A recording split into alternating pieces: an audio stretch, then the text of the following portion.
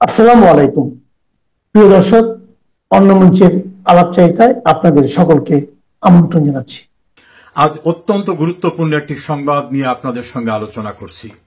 বাংলাদেশে মানবতা বিরোধী অপরাধের তদন্ত চেয়ে ইন্টারন্যাশনাল ক্রিমিনাল কোর্টে আওয়ামী লীগের পক্ষ থেকে আবেদন করা হয়েছে।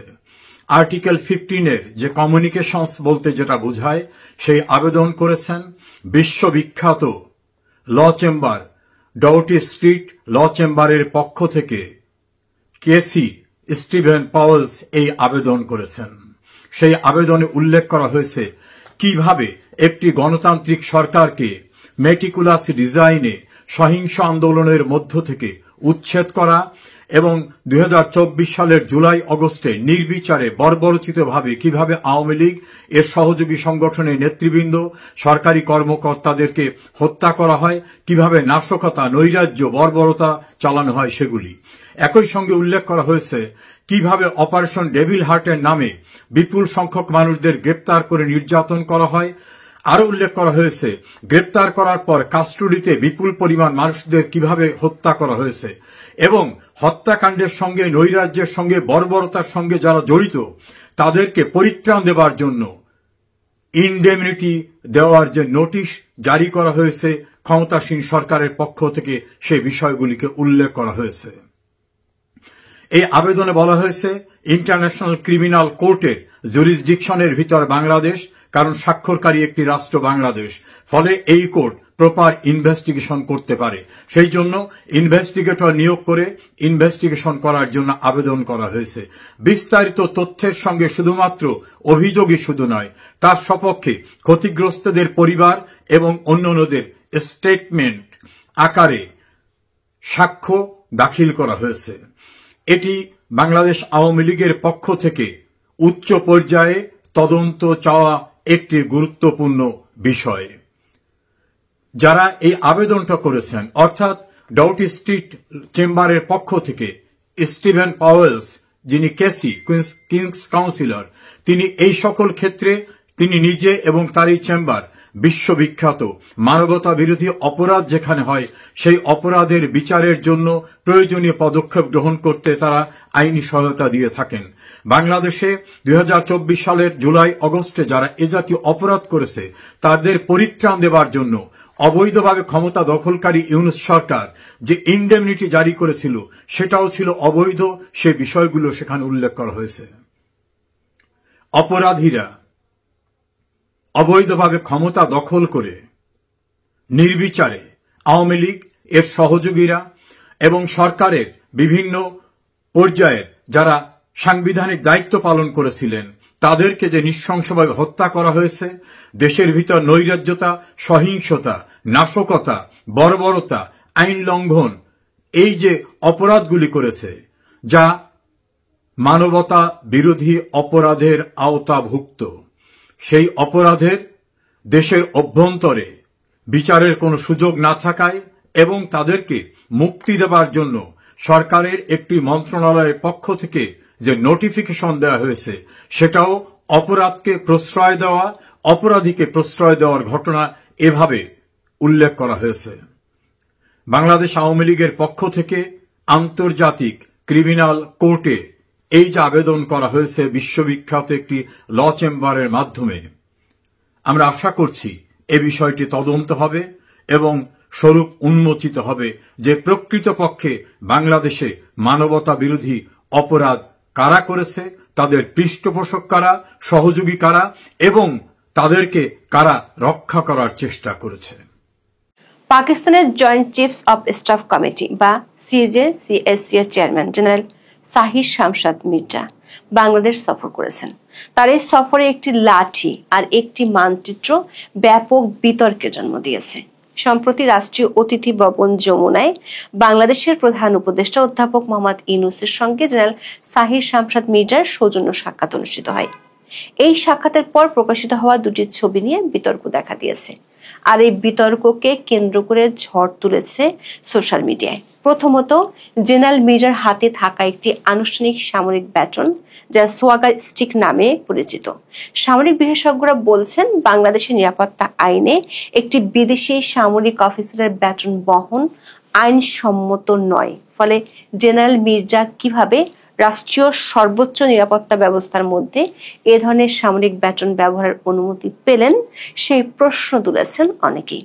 বিশেষ করে আরেক দেশের সরকার প্রধানের সঙ্গে সৌজন্য সাক্ষাতে এই সোয়াগার স্টিক বহন করা রাজনৈতিক ও কূটনৈতিক শিষ্টাচারের মধ্যে পড়ে কি না তা নিয়ে প্রশ্ন উঠেছে। দ্বিতীয়ত, অধ্যাপক ইউনূস জেনারেল মির্জাকে একটি বই উপহার দিয়েছেন। ভারতীয় সংবাদ মাধ্যম ইন্ডিয়া টুডে দাবি করেছে, ওই বইয়ের প্রচ্ছদে ভারতের আঞ্চলিক সার্বভৌমত্ব চ্যালেঞ্জ করা একটি বিতর্কিত মানচিত্র ছিল। তবে অধ্যাপক ইউনূসের দপ্তরের ফ্যাক্ট চেক উইং থেকে বিষয়টিকে অসত্য ও কল্পনা প্রসূত বলে দাবি করা হয়েছে। প্রশ্ন উঠেছে, এই দুটি ছবি কি নিছক কূটনৈতিক ভুল, নাকি ছবি দুটি বাংলাদেশের পররাষ্ট্রনীতিতে একটি গভীর মৌলিক পরিবর্তনের সংকেত দিচ্ছে? বিস্তারিত জানতে চলুন যাওয়া যাক বিশ্লেষণে।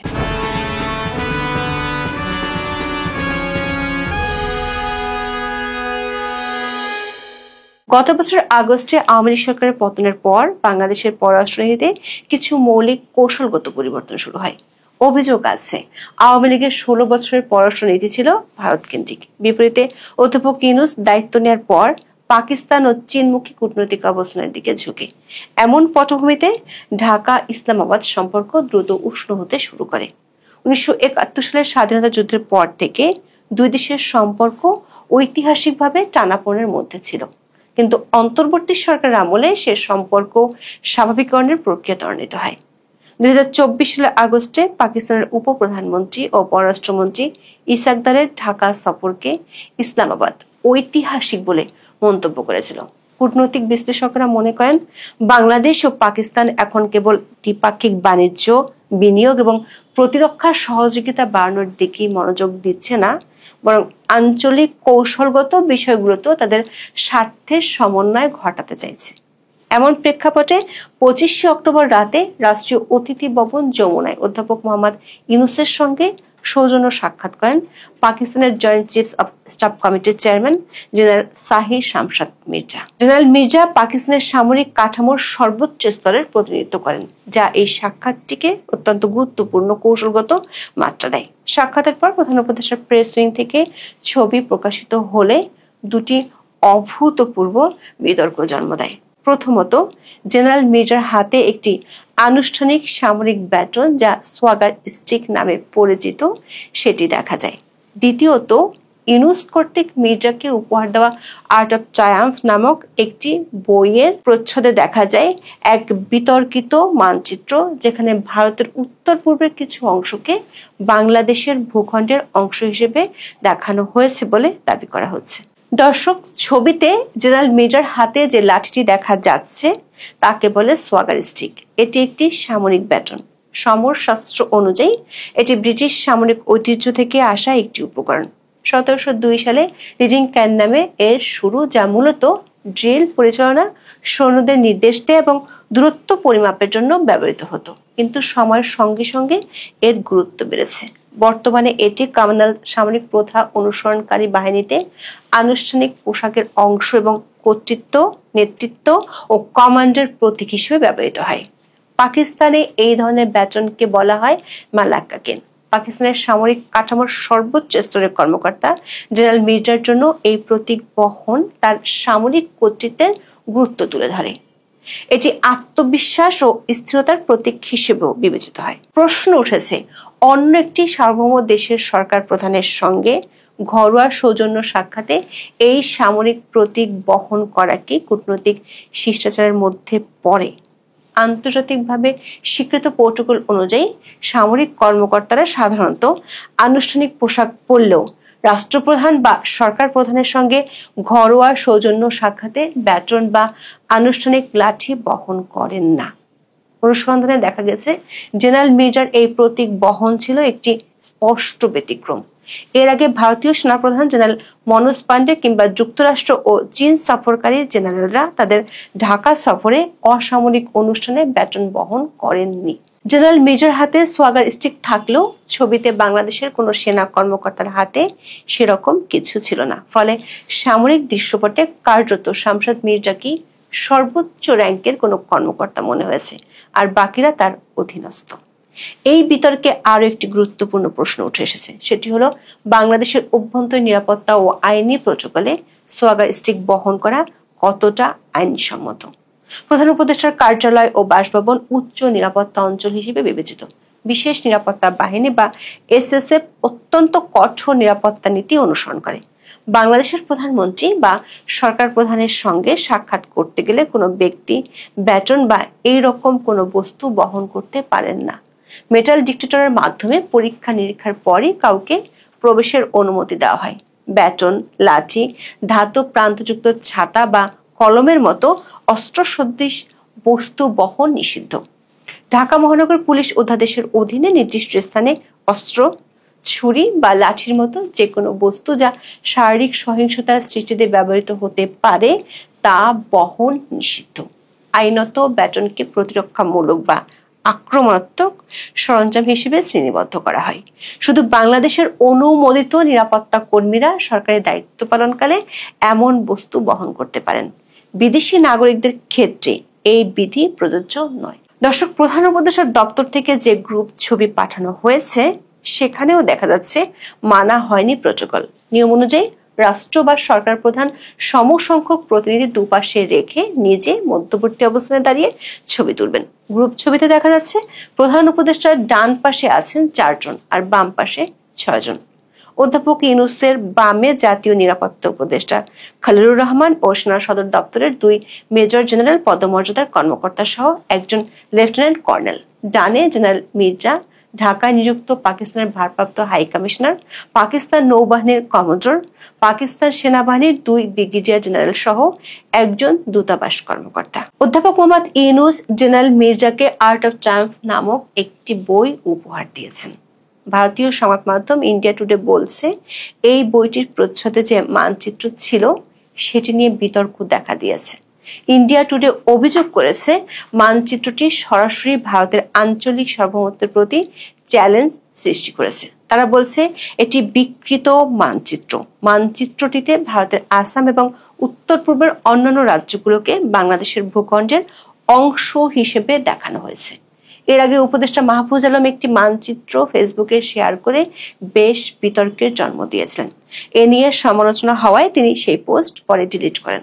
বলা হচ্ছে এই মানচিত্রটি যারা প্রচার করেন তারা গ্রেটার বাংলাদেশের ধারণা প্রচার করেন। এই ধারণার প্রবক্তারা ভারতের পশ্চিমবঙ্গ, ত্রিপুরা, আসাম এমনকি মিয়ানমারের আরাকান অঞ্চলকেও এই ভূখণ্ডের অন্তর্ভুক্ত করতে চায়।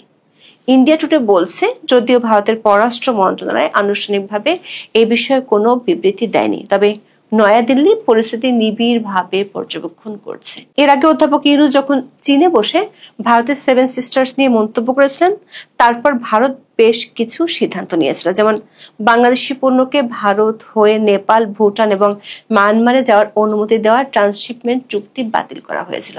ভারতীয় সংবাদ মাধ্যমের দাবিকে বিশ্বাসযোগ্য নয় বলে মন্তব্য করেছে অধ্যাপক ইউনূসের দপ্তরের ফ্যাক্ট চেক উইং।